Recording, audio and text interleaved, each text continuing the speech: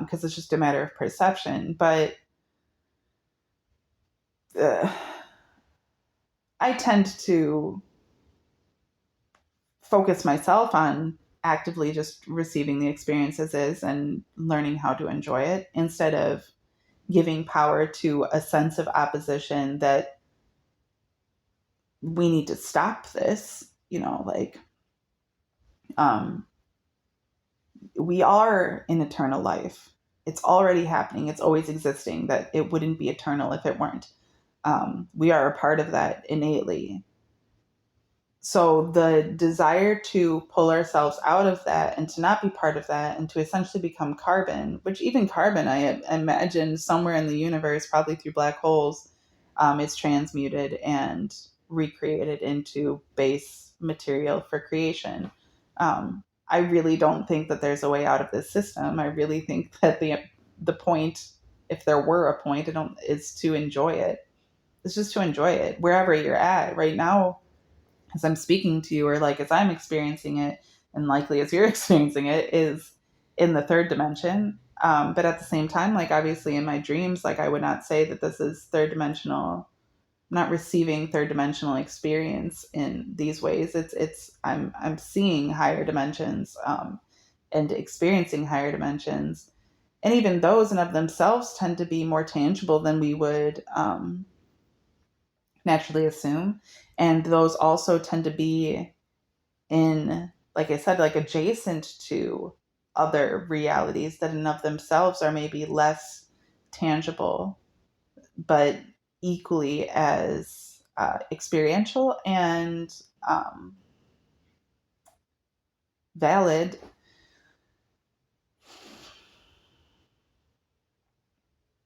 That's why, like, I don't fear death. I do see it as just a transition. And like when I talked in that video about my friend Alex, like him being able to, now he learned through witchcraft how to gain access to these other dimensions and how to, he wasn't afraid of death, and in dying he was able to come back and you know it literally has been him doing this shit too, um, kind of convey the mathematics of these other dimensions and realities through being in that other dimension. Um, what I've believed is that he, because of his the way that he went about things, that he essentially kind of put himself in the fourth dimension, which is less tangible, more transit. It is that's he it's, I guess, essentially like purgatory, but not, but yeah, but not in a religious concept. Um, it's an in between worlds. Um, he chose to not go to the final destination, at least yet. Now I talked to him in my memory of him, or in my imagination of him. I literally had an out of body experience regarding him and regarding these things back in 2020. It was really, really wild. Um, it was wild, and that's the first time that I really was able to like see all these different dimensions and everything too, and understand these things. And he helped me, but it wasn't him. It was the spirit, the benevolency of his desire to share these things. Um, it was a conscious form of consciousness, like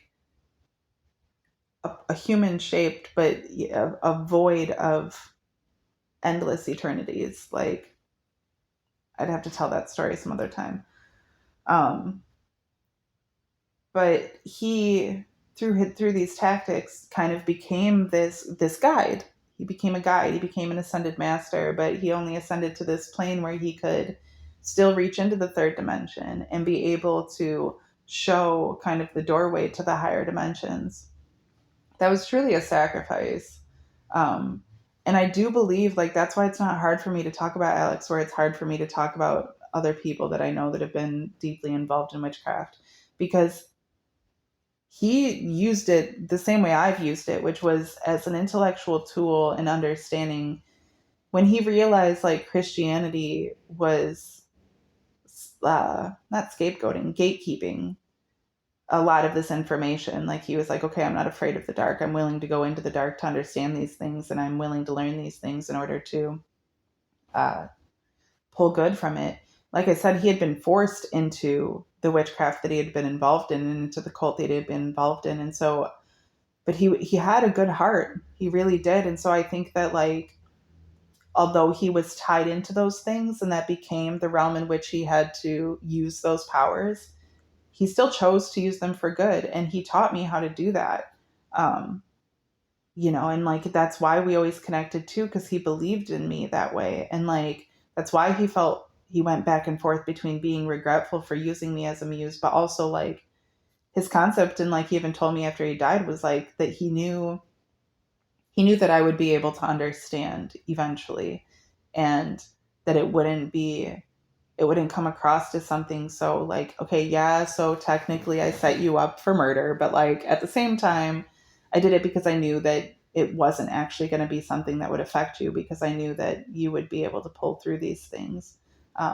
Yes, I stole an energetic inheritance from you, but I did it only because I knew that you would actually be able to gain access later on to not just to it, but to something so much greater than it through that process. And I trusted him, and that's why I became his muse. And so, yeah, he did it. Good job, bud. You got it. You figured it out. You helped me figure it out for sure. Yeah, that was why he was my best friend, and like it was really hard for me to process uh, all of that darkness for sure. And it's been hard through these years, but I'm obviously coming to it now where I get it. Um, I get it. That's crazy. Um, wow, that's really it's.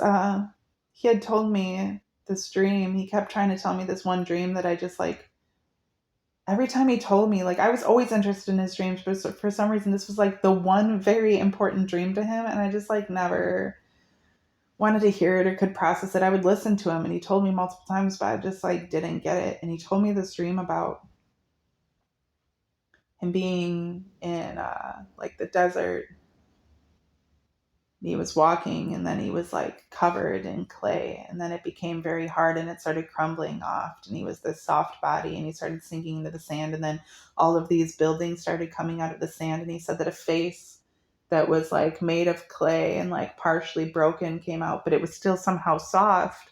It was like moving, and he was like, I don't know how to describe it, because the sand was like almost like digital looking, and it was moving, but it was obviously sand, and it was obviously like mud, but it looked kind of like claymation.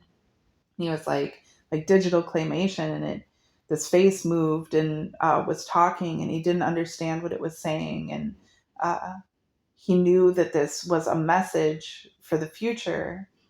And I never fully understood what he was talking about. And then uh, I think it was, I don't think it was Radiohead, but Radiohead's Tom York had another band, Atoms for Peace, and I'm pretty sure it was them that created a video back in like 20. So it was later on. So the video must be from like maybe 2015, 2016, 2017, something like that. I wish I could remember the name of the song, because like in the video, it's Tom York's face is the face that comes out, but it literally is the dream he was telling me. It's and this is obviously like, it's not that he was dreaming of the Tom York video. Tom York in of himself is a magician and a brilliant artist who pulled from the ethers in order to create this concept too. They probably shared the same dream at some point, to be honest. And like just because of the magic they're involved in, like that's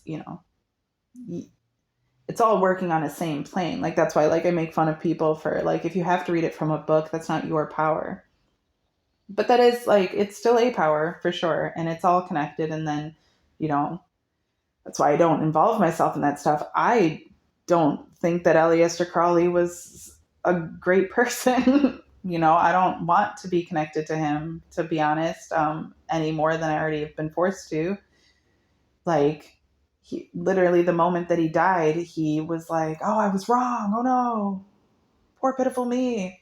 Like, the dude is a coward, in my opinion. The dude is a fucking coward.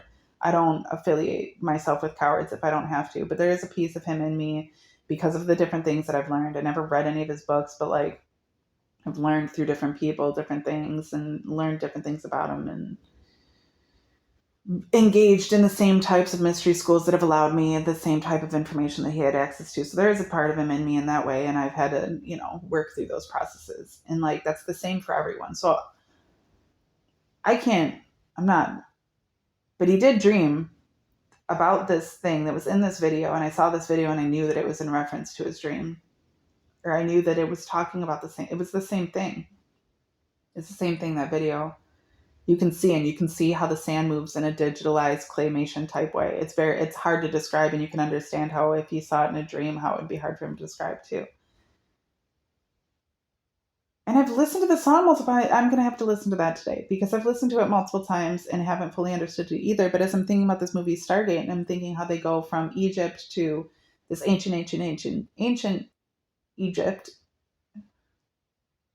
essentially, that is in of itself only part of an even more ancient civilization that is also Egypt, but like a future technology or futuristic type of technology that's actually very ancient. That's what the video, that's what his dream is referring to, is this world. It's so funny because I guess in Star Wars, right, like Nibiru is like a sand world, right? And like, it's technically like the the earth of the movie, isn't it? But like, it's supposed to be set in some other time and space. All of these things, like, they don't just come out of nowhere. Self actualization is the ability to be able to know the universe through yourself, because you are the universe. You are literally inherently the universe. All of the atoms and chemicals that create you are the universe. And like I said, like, I'm made of very specific ones that are slightly different from anyone else's. And that is my key to the exact point of my creation within the universe. And like, I, at any point in time, have I am my own Stargate and can go through these portals and dimensions into other dimensions and spaces and time and space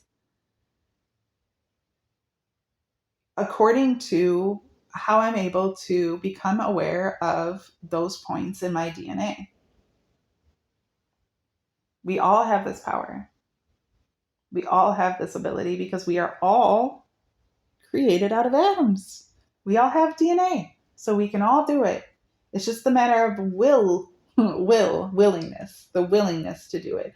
Are you willing to truly know yourself?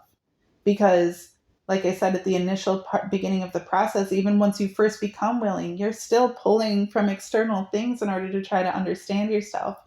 Like a toddler putting everything in their mouth, even if it's dangerous. They don't know any better. That's just how they're learning themselves.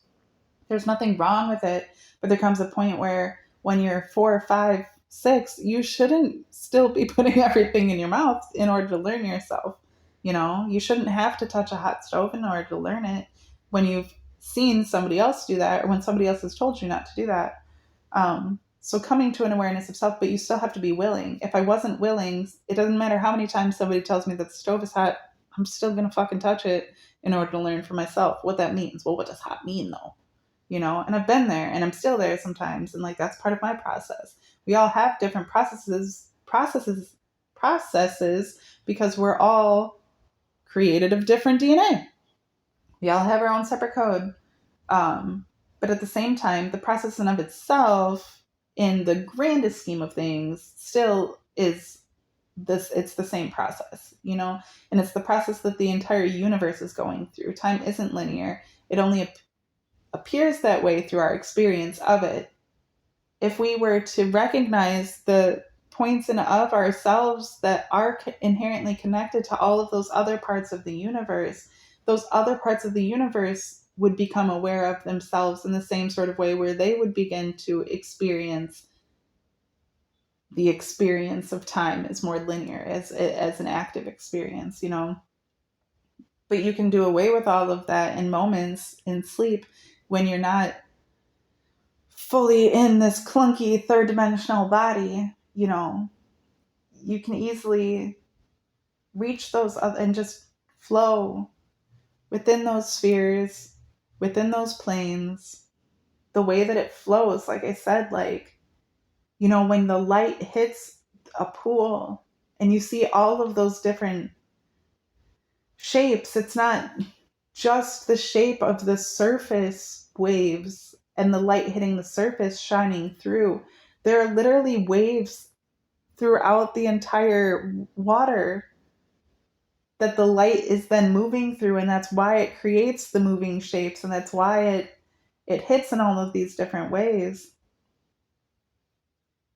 And you can actively measure those things and slow time down and have it become linear so that you can measure it, or you can release that and just experience it and just enjoy it. And both of those, uh, that is the innate duality and dichotomy in which we exist, and that is, it's a beautiful thing to be able to experience both.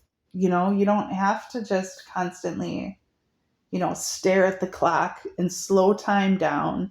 And it doesn't have to always be this grueling process.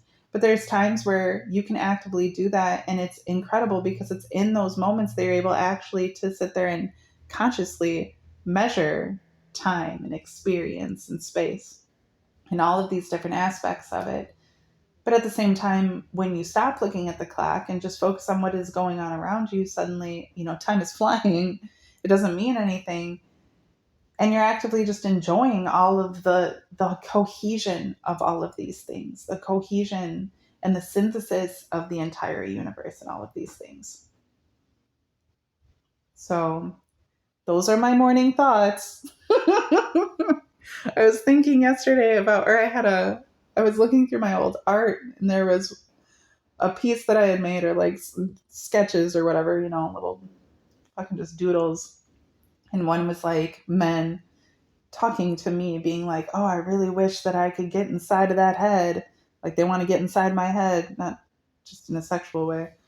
Like, sorry. But like they want to, they like, I say things and they're like, "Man, I wish I could just like spend some time inside your brain trying to figure you out." And then in the doodle, I drew this ridiculous picture that's like, but this is what's going on in my head, and it's just ridiculous. But what's even funnier is that like that is far more manageable and easier to conceive of. It was like some weird gnome with giant tits. That though makes a lot is easier for people to process than this. Imagine being in my head.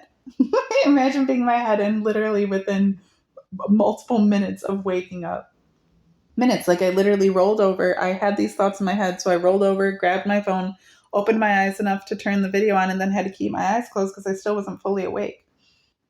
So before I've even fully awakened, these are the things I'm thinking about, and these are the things that are going through my head. And this is at the same time, while I was thinking these things, the song, what was the song? I'm still alive. I still feel alive, but it's hopeless. And you know this, whatever, however the words are. That song was in my head. Um, so there's always a lot going on up in here, up in here, up in here. There's always a lot going on. Yeah. All right. That's it. Good morning.